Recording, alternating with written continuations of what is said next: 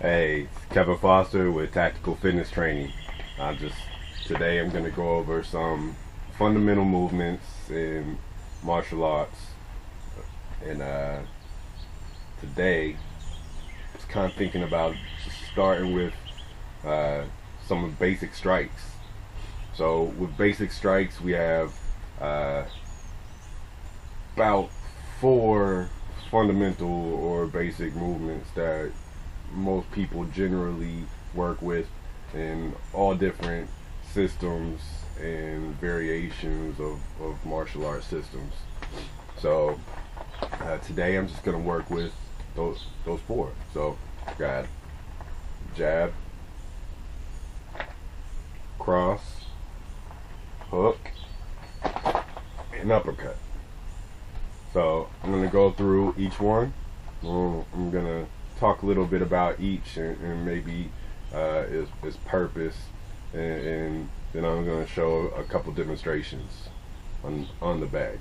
So let's start with the jab. So when we jab, we're usually going to use that for a picking tool. So it's like you're opening up position, you're checking range. You're trying to throw maybe a distraction. At the same time, a jab can be a very effective strike. So I've gone over a video before. I have a link at the bottom of that as well. It's the biomechanics of a jab. So I'm not going to go over that today in this video. But just to kind of throw out a revision on that, we want to have our arms straight out, almost like you're looking down the barrel of a shotgun or a rifle. Tuck your head just a little bit. With the jab, it's not necessarily I'm right-handed, so my left hand's going to be my jab, or I'm left-handed, so my right's going to be my jab. Actually, it's based off of your footwork. So with that being said, if my left leg is my lead leg, then my left hand is going to be my jabbing hand. If I switch, my right leg is the lead leg, that makes my right hand a jab.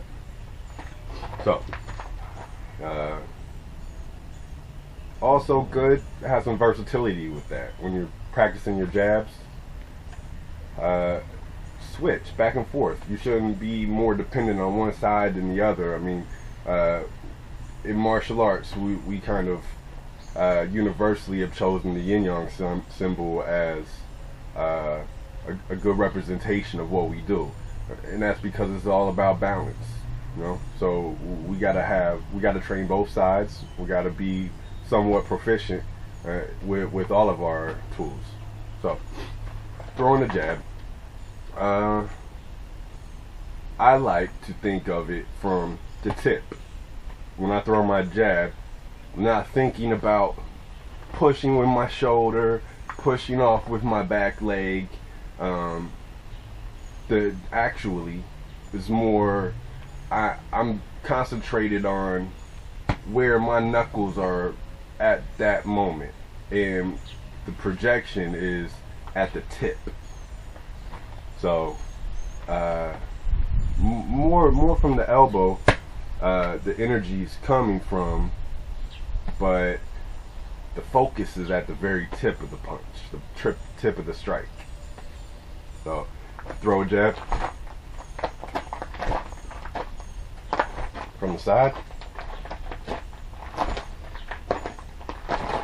and as you'll see, it's not a push where I'm coming like a haymaker.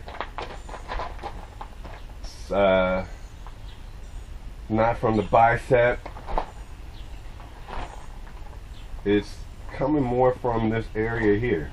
I don't have to draw back from where I'm at.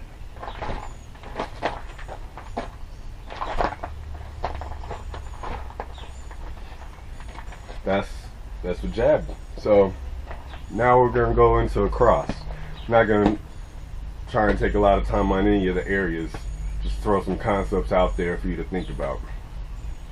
So with the cross, it's going to be whatever my rear leg is, whether that's left or right. My cross is going to be whatever my rear leg is. So purpose of a cross is more for the power. So when I'm picking with my jabs, and I find a good opening, I'm in good distance, my range is just right for the jab, or maybe I've thrown the person off enough that they're probably not going to be expecting.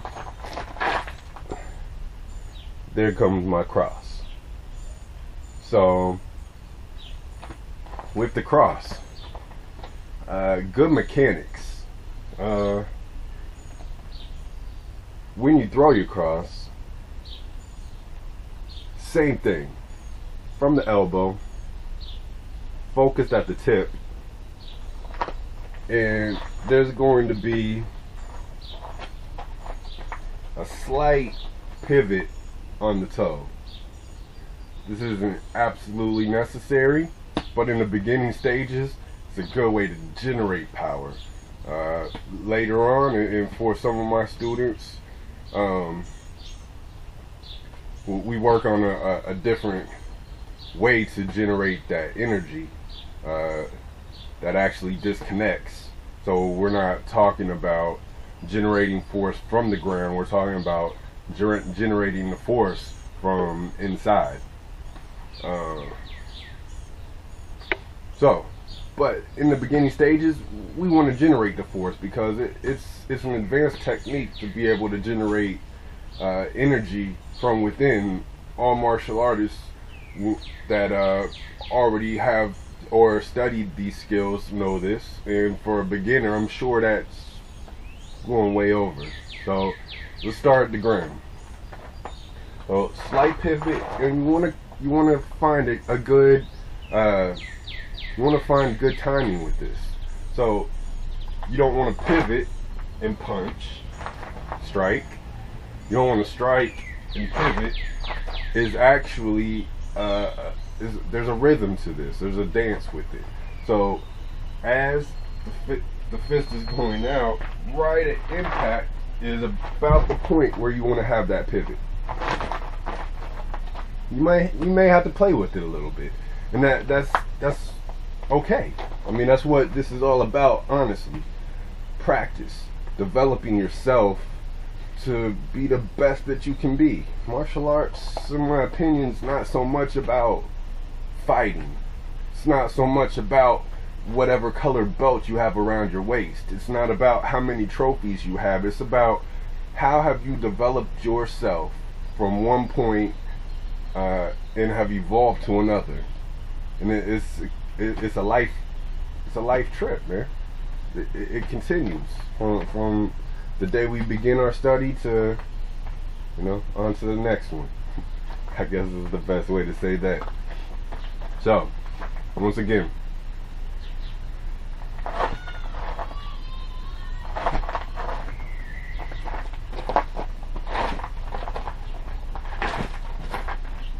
and now probably be a good time to talk about jab cross. So jab cross, we're just putting the two together. So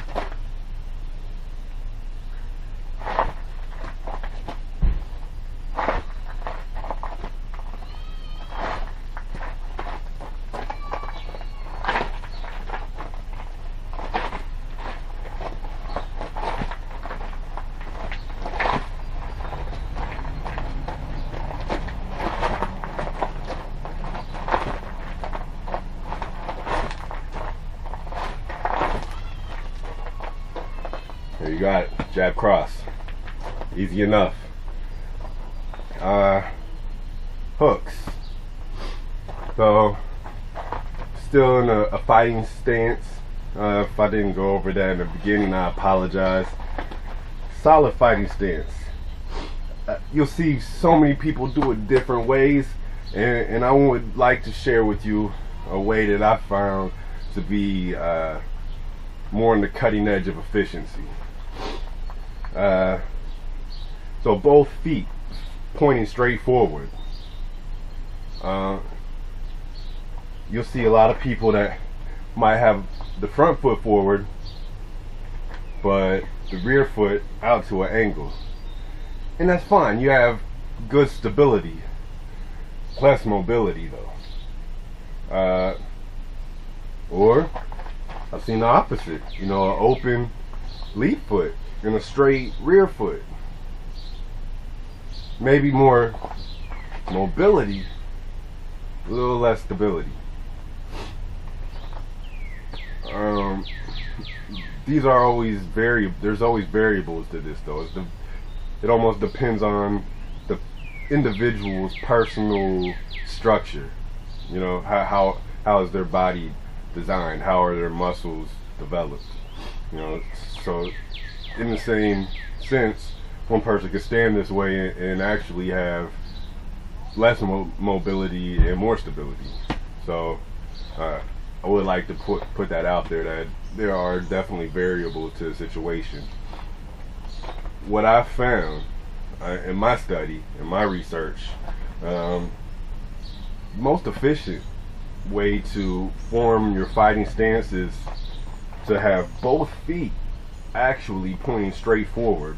I'm not going to go into extreme detail with this to have respect.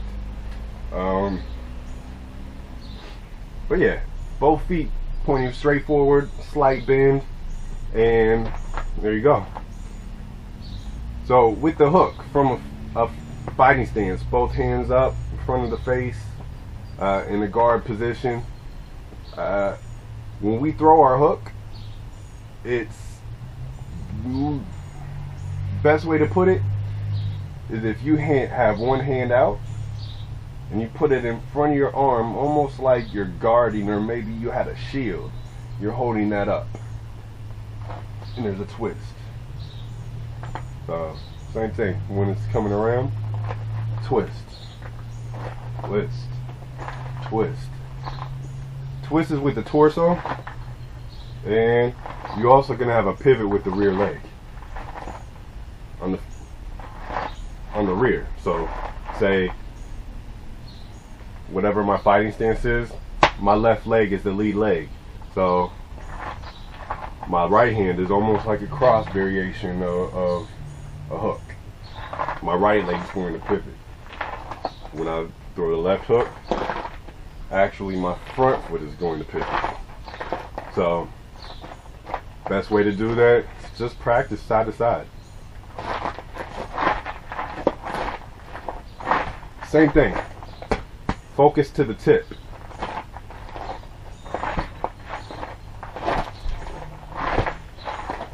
So my hooks may look a little different. Some of the opportunities and completely my pleasure of studying different systems. I found some unique jewels. It's taught me different ways in using energy to in unison with my strikes. So of course the basic level we're real close in.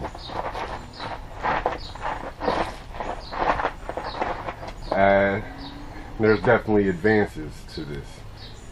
Don't want to spend a lot of time on the details on that either, so I'm going to jump straight into hooks.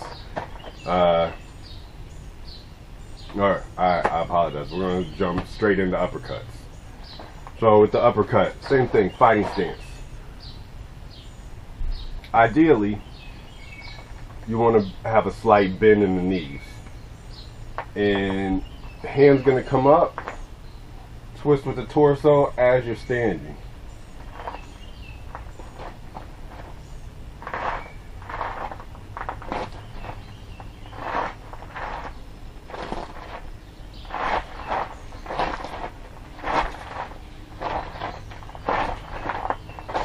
So the idea with the hook is you literally want to stand somebody up. If they're down and you find the right opening to get your hook in, stand them up, and then comes the next hit. It's quite effective. Just going to demonstrate a few on the pad behind me, just so you can see some actual application, some contact. I would like to add one thing when you're hitting the bag you want to focus on is keeping the wrist straight. When you make contact, you don't want your wrist to be weak. It definitely can lead to injury. We definitely want to avoid that. We play a dangerous game as it is every day, walking out our front door, so let's play it safe, right? So wrist strong, really strong. And when you're hitting a bag, you definitely want to try and focus on finding your range, finding your distance.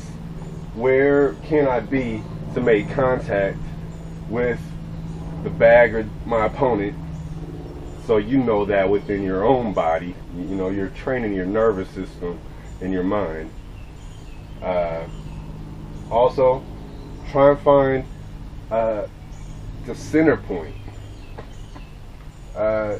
Better to hit solid in the center than to hit on the side, and just to train yourself what you're looking at, you have the ability to focus you have the ability to take your mind and see a goal and put your body there.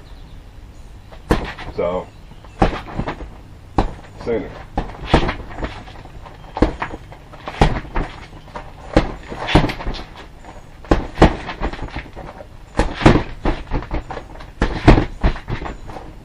Jab. You're gonna work it around. Cross.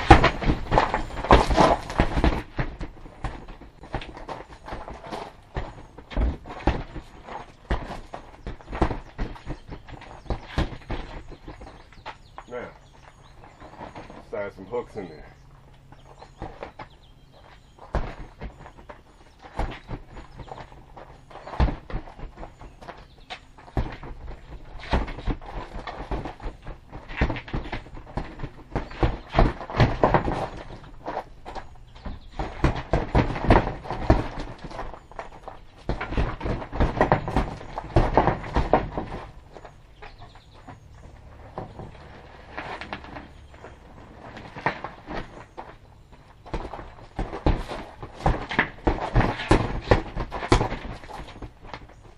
And uppercuts are a little bit more difficult with a standing bag like this, so it's more visualization at this point.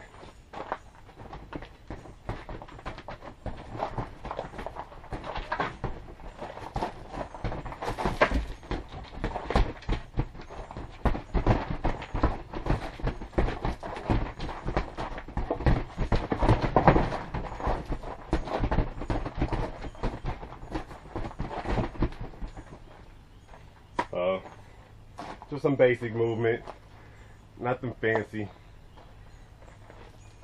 not really necessary to go 100% on this, especially in the beginning. Try and find your groove. Remember some of the key points. Arm straight, wrist strong, focus to the tip. On your jab and cross, pivot on your cross with the rear leg. Same with the cross, whatever hand, or with the hook, whatever hand you're throwing. That foot's going to pivot, hook, slight bend in the knees, straight up, as you stand up. There you go. Basic jab, cross, hook, uppercut, play with them, shadow box, hit the bag, experiment. That's really another thing when it comes to martial artists. You know, our body and our limbs and our mind We created a laboratory. This is a place for experimentation. What's possible? What angles? There's so many variables. Play with them, find out what works best for you. Once again, it's Coach Kevin Foster with Tactical Fitness Training. Just bringing you some basic fundamentals of hand strikes. See you soon. Peace.